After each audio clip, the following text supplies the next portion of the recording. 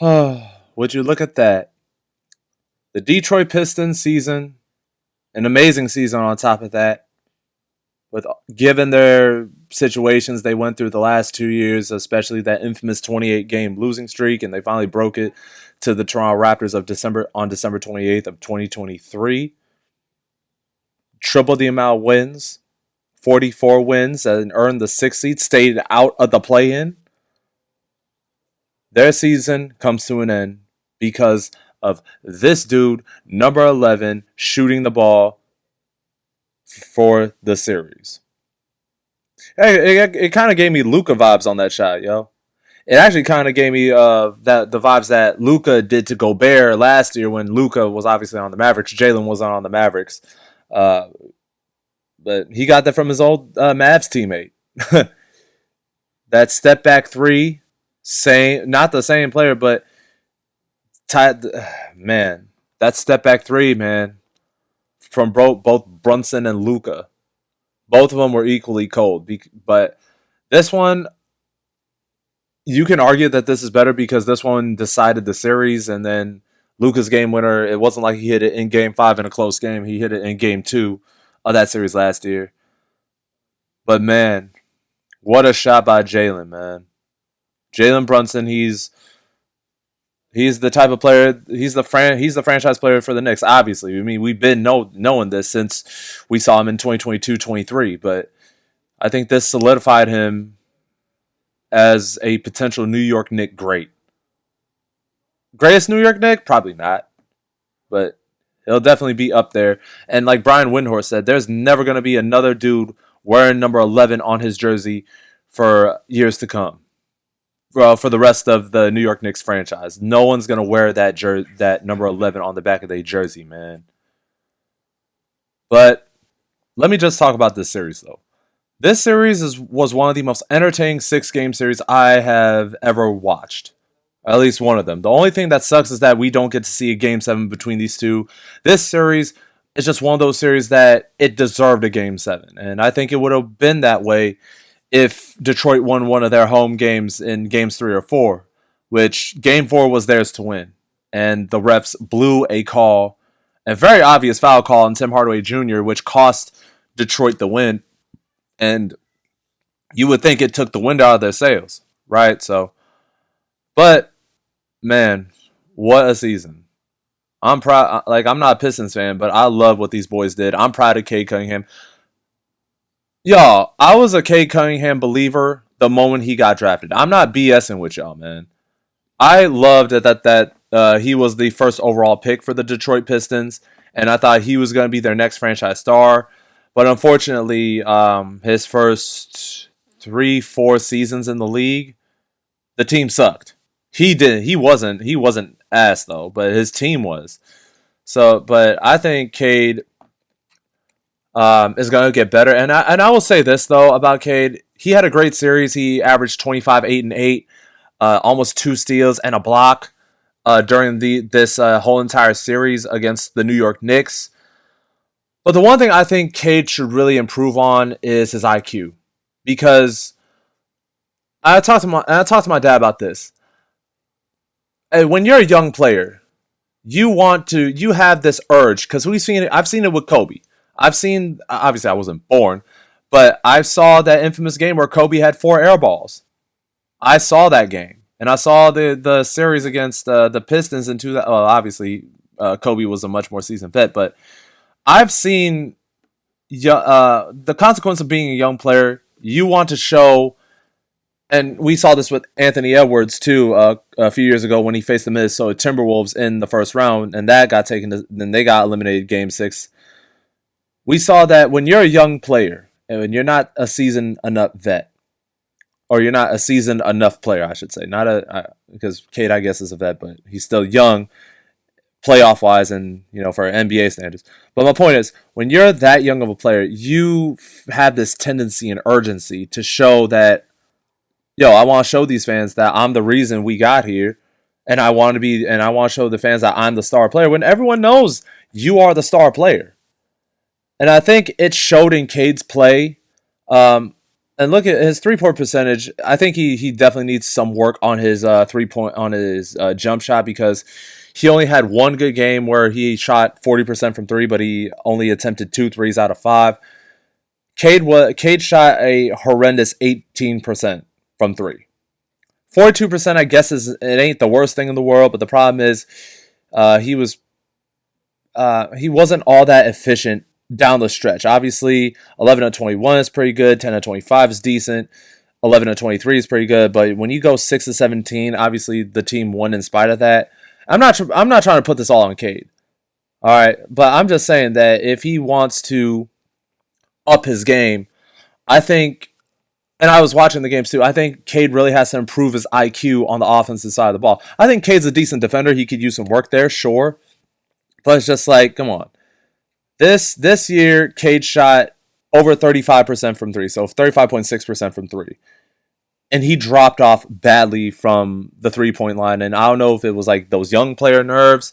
You just have again, I brought the urgency to like show that you're the reason the Pistons are in the playoffs. So and everyone knows you're ultimately the reason. And I love Cade's leadership. He's never too high. He's never too low. And he got good, talented vets around him. I'm proud of Cade, all in all. But there were some things I did not like about him watching watching his series against the New York Knicks. Like, it's just, you saw the immaturity. You saw the growing pains of such a young player. Again, Kobe Bryant was one of them. Anthony Edwards a few years ago in the playoffs against against the Memphis Grizzlies was one of them. Okay, so I'm not gonna. This is not me trying to shame Cade, but it's just like Cade can be much better than what he is now. You dig what I'm saying? Like, I think the best part about this series is that they were able to force a game 6, and they didn't have Jaden Ivey because Ji broke his fibula in his leg back in January. I think January or December, late January, late December, early January is what I'm trying to say. He got that fixed. Well, I don't want to say he got that fixed, but he broke it.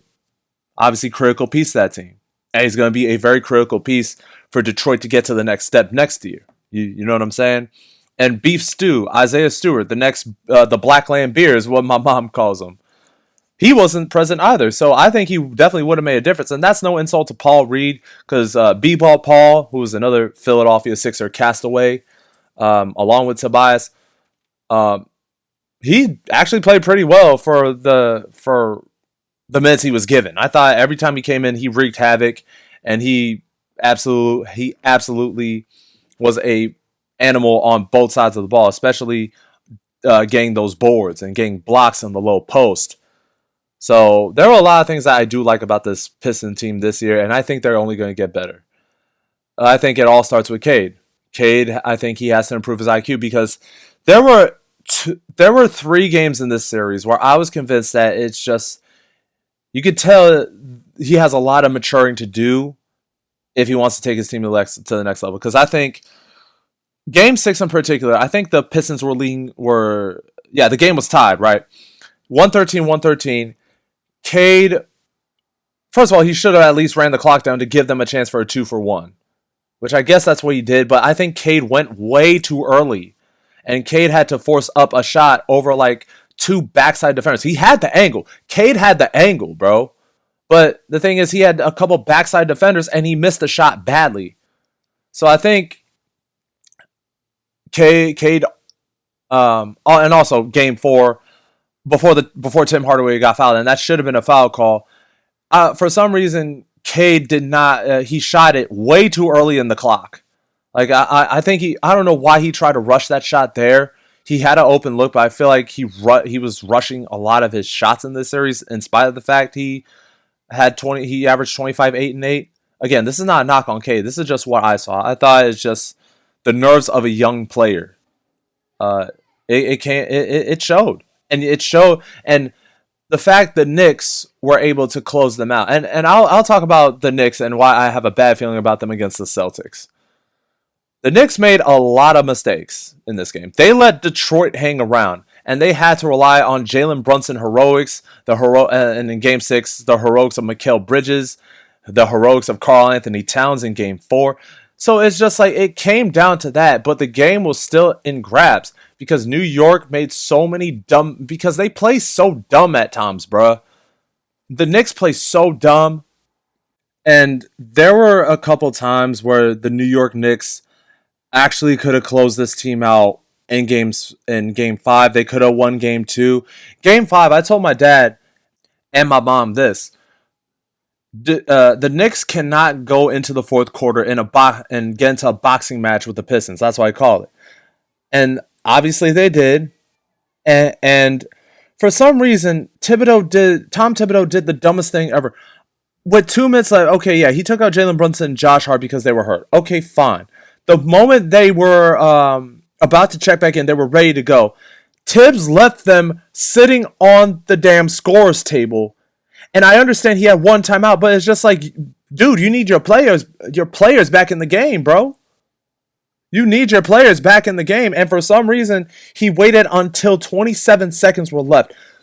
He left that team high and dry. So, but to be fair, it's also on the players too. Could Cam Payne have taken a foul? And maybe even if they were on the penalty, it would not have hurt for Cam Payne to take a foul to get Jalen and Josh Hart back in the game. You know what I mean? So it's just like the Knicks play so dumb, and there are times where they actually look like a dumb, inexperienced team. So, but with that being said, Detroit ended up looking like the most immature team. So before I dive into what I expect from the Knicks and the Pistons, because obviously Jalen Brunson's a bad man, and he actually has a good roster. I mean, the Knicks and Celtics, I should say. I did write this down in my notes about what the Pistons can do to get better. So I'm gonna put up a trade proposal up. This is what I did. Obviously, Harrison Barnes will be a free agent, but I have this trade I did on NBA Trade Machine. Klay Thompson and Harrison Barnes to the Detroit Pistons. Obviously, HB is a free agent, so maybe that couldn't happen. Maybe that's not going to happen. But it could be a 3-team deal too because of Klay's contract. Marcus Sasser. I put Marcus Sasser on the Dallas Mavericks, and I put Tobias Harris. I didn't want to put Tobias Harris because I thought he did a lot of good, but I guess in the context of them potentially getting Harrison Barnes, potentially, I think it would not have hurt to trade Tobias's contract, but I think they would have traded. For some reason, ESPN Trade Machine would not allow me to trade Tim Hardaway Jr. I don't know what that means. If you guys know what that entails, where it's just like, on the NBA Trade Machine, they just block it. They just block a certain player from being traded. I don't know if it's just like he's deemed untouchable or what. I have no idea. But I would like to see, obviously, I put Klay Thompson on the Pistons. I think he'll do much better than Tim Hardaway, and I think he'll also be a much more consistent shooter than Tim Jr. You know what I'm saying? So, obviously, another priority for Detroit is re-signing Dennis Schroeder. I don't know how much money he wants to command, but I think if they can make it work and Dennis can stay on, he won't have to go to another NBA team yet again.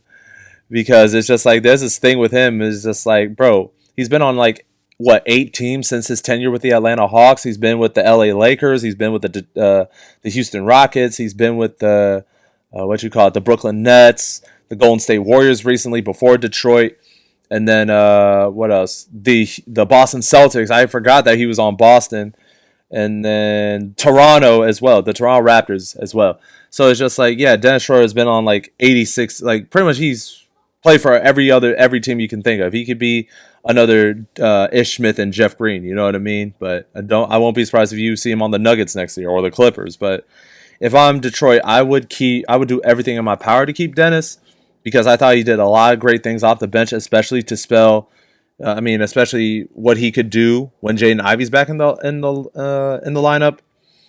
But if not, if you're unable to re-sign him, you could also, I put these two names and a lot of, I know they're older than Schroeder, but Schroeder's 31. I said you can see if you could sign Reggie Jackson or Patrick Beverly to a vet minimum. Reggie has played for the Pistons before. He's played in Little Caesars, so he's all too familiar with the rims there. And I think he provides a lot of good experience for what the Detroit Pistons need too, because of his playoff experience with the Clippers. Patrick Beverley, same thing. He played with Reggie on the Clippers. Bev is a defensive dog. I think the trade-off with Schroeder is that he could do it on both ends of the floor. Reggie can only do what Schroeder can do offensively, but Patrick Beverley can do what Schroeder can do defensively. So it's just like it's a trade-off at that point. I'm not saying Pat is not a good shot creator because I've seen Pat Bev create shots with teams like the Sixers and the Minnesota T-Wolves. And I guess you can throw in the LA Lakers too because he was also part of my he was on my team at one point. And obviously we saw what he did with the Milwaukee Bucks last year. And obviously he has chemistry with Malik Beasley from his one season with the Minnesota T-Wolves. So if you can't re-sign Schroeder, which I highly encourage the Pistons to do so, those guys are also available, and those guys can also help Detroit. And I think Pat would fit your culture. Pistons fans, I think Pat Bev would fit your culture. I don't know why I stuttered so many times there. And Reggie's also played with the Pistons before, so having him back would be pretty good. He probably won't be the Reggie Jackson he was with Detroit nor the Clippers. Obviously, his playoff run with the Nuggets was less than stellar because as the main backup to Jamal Murray, he failed to do his job because he looked like a cone out there on defense, and on offense, he really couldn't generate any offense at all. And I don't know what it was. Maybe it's his age. Maybe it's just like he's not being utilized correctly. For some reason, it didn't work with Denver because Reggie was the primary backup to Jamal. But whatever. Re-signing Malik Beasley to an extension is also a necessity because Malik, he had a bad series. And he had a bad series last year with the Bucks when they faced the Indiana Pacers and they got outed in a Game 6. But Beasley did a lot of great things for the Pistons this year. His most highlighted accomplishment was draining 319 three balls this year for Detroit, which set the Pistons' single-season record for three-point shots made. So that's a good thing. And I thought that was a great thing he did for the Pistons. And obviously, he actually was a pretty decent defender. Like I knocked Beasley last year with the Bucks, and obviously I knocked Beasley when he was on the Timberwolves for not being a great defender. But I think being in Detroit kind of helped him a lot. And I feel like his experience with Milwaukee being the primary on-ball defender, it kind of made Malik better on defense, especially for this team and what they needed for this squad. So yeah, but I don't think you should let him go. Obviously, I don't know how much money Beasley's going to command, but I think it's imperative you sign to an extension. Then obviously signing like locker room pieces for like the vet minimums.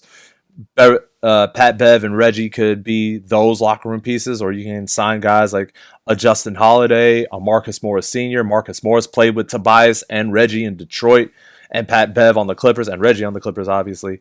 So Marcus Morris also would complement the Detroit culture, because he's played with the squad before, but I think he'll be more of like what his brother Markieff was for the Mavs and what Markieff was for us in the 2020 championship, and obviously what he was for us this year. And obviously it didn't matter because we got outed in the first round in 5 games by the Minnesota T-Wolves. So the potential Pistons starting lineup for 2025-26, it'll be Cade, Ivy, Clay, Tobias, and Jalen Duren, Asar Thompson. If they keep Schroeder and Beasley, Schroeder, Beasley, Asar Thompson, Isaiah Stewart, and then the reserves would be guys like Ron Holland, Marcus Morris Sr., Justin Holiday, Reggie Jackson, Pat Bev. And I actually I didn't want to say I got into a spat, but someone said that Asar is going to be in the starting spot next season, so maybe they probably wouldn't trade for Clay, or trade Tim Hardaway for Clay. But I don't think it would hurt, especially considering a player of Clay's stature and what he provides. Like, I'm not saying Tobias, Tim Hardaway, Dennis, and Malik Beasley, they didn't provide the vet experience. Obviously they did, and it paid dividends for Cade and the Pistons, and they did a great thing. They did great things for Detroit. But I feel like with Clay in particular, you get another proven vet who has won 4 championships. He knows what it takes to win. He's played with a like a nasty defender. I don't have any word for it. I'm not saying nasty as it's a bad thing. And Draymond Green, and obviously he'll be playing with another one, Isaiah Stewart, and he's played with guys that are like Asar Thompson and Andre Iguodala too. You know what I mean? Because Iguodala is pretty freaking athletic. But he's just more stout and stronger than uh, Asar and Amin Thompson, who we're gonna see tonight for probably the last time this season as well, in the Rockets Warriors game. And that video will be TBD depending on what happens after tonight. Obviously, we only have a couple hours till game time for that Rockets Warriors game 6 in San Francisco. But I feel like getting a guy like a Klay Thompson for Tim Hardaway Jr. I'm not saying the Mavs are going to get Tim Jr. back, but it's just like if you can make the money work and have it be a 3-team deal, because it might be a 3-team deal considering the player Klay is and what he did this past play-in game, this past play-in tourney with the Dallas Mavericks. I think he'd be a great fit for Detroit, especially for what they need. They need a guy that has championship experience, in my opinion. And I think it will help out Cade. It will help out Ivy. It will help out a guy like Jalen Duren. So with a player like that on your team, you know what I'm saying? Like, I think it will pay dividends, but they can only get better from here, and they're on the uprise. And I do feel like if the Pistons really want to get better, I feel like I'm not saying Klay's the end all be all, but he's a great start to the Pistons ascending and being better than what they are now. And I don't think they'll regress at all because I know, and I believe Cade will improve his IQ and his in-game awareness, because I feel like that's a big thing for a lot of these players. We're seeing it with Anthony Edwards right now. And in the 6 games he played against Minnesota, you could tell that him and his team did not have in-game awareness. Last year, until they faced the Mavericks, and this past series against the Lakers, and we could see that with Golden State, Ant and the T-Wolves have really improved. They really improved their in-game awareness, knowing what's at stake. Ant's IQ, every time they're doubling him, he's not trying to force it. Whereas in the 2022 series, his first playoffs, he was forcing things. So I believe that the same effect will happen to Cade, and I think this series will make him better. Now, enough about the Pistons. What are my thoughts on the upcoming? I guess you could say this is a playoff preview episode as well, but this is more so I'm recapping the series. Obviously, the Knicks, they closed the series. But what am I expecting them to do against the Boston Celtics? I don't think they can get out of this round against Boston, but I'm not going to say that they're not going to. I just don't believe they will, but I won't be surprised if they do win, because Jalen Brunson, he's cold, man. Like I said in the beginning of this episode, he's cold, man. Step back 3, but I think he's facing another gauntlet of defenders. Drew Holiday, arguably not the greatest defensive point guard of all time, but the greatest defensive point guard in this generation. You know what I mean? And then you have Derek White, Jason Tatum, Jaylen Brown, Porzingis, and Horford can switch onto him and make life hard for him. Jalen Brunson is still going to put up his numbers. So, but I do think the Celtics may win this in a game 7. But I also believe that the Knicks could go into Boston Garden and win it in a game 7. That's just me. But what has to happen for the Knicks to get past the defending champs in the Boston Celtics is Karl-Anthony Towns cannot have a average Joe series.